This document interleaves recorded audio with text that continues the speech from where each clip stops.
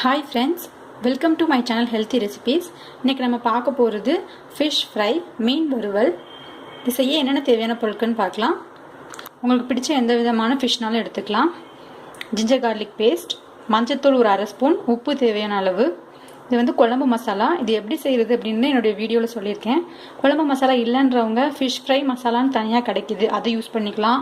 அப்படி இல்லை அப்படின்னா வெறும் சில்லி பவுடரும் மல்லி பவுடரும் கலந்து கூட நீங்கள் யூஸ் பண்ணிக்கலாம். கார்ன்ஃப்ளவர், இது வந்து சும்மா ஒரு அரை ஸ்பூன் எடுத்து வச்சுருக்கேன். இது வந்து மசாலா வந்து நல்லா மீனில் வந்து ஒட்டுறதுக்காக தான் யூஸ் பண்ணுறோம். அதனால் நிறைய சேர்க்க வேண்டாம். ஜஸ்ட் ஒரு ஸ்பூன் அல்லது ஒரு அரை ஸ்பூன் சேர்த்தா போதும். தேவையான அளவு தண்ணி.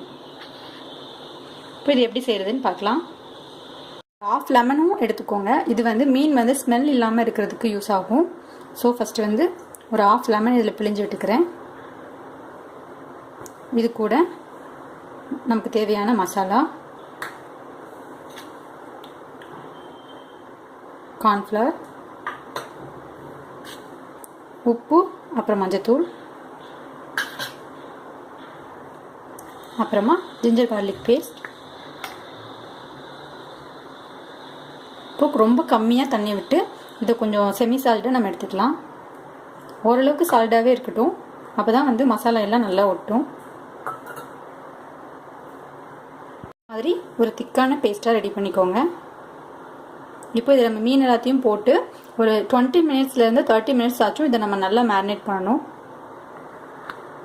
இப்போ இந்த ஃபிஷ் எல்லாம் ஒரு ½ அன் ஹவர் மேரினேட் ஆகட்டும். அதுக்கப்புறம் நம்ம பொரிச்சு எடுத்துக்கலாம்.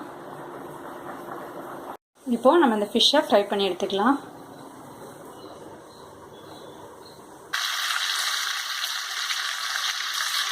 ரெண்டு சைடும் திருப்பி போட்டு ஜஸ்ட் ஒரு 2 to 5 மினிட்ஸ் நம்ம இதை வந்து வேக வச்சு எடுத்துக்கலாம். 5 மினிட்ஸ் ஆகிடுச்சு. மீடியம் ஃப்ளேம்லேயே வச்சுக்கோங்க. இப்போ ஃபிஷ் ஃப்ரை ரெடி ஆகிடுச்சு. இதை நம்ம தனியாக பிளேட்டில் எடுத்து வச்சுக்கலாம். இந்த ஃபிஷ் ஃப்ரை ட்ரை பண்ணி பார்த்துட்டு உங்களுடைய கமெண்ட் ஷேர் பண்ணுங்கள். பிடிச்சிருந்துச்சுன்னா லைக் பண்ணுங்கள்.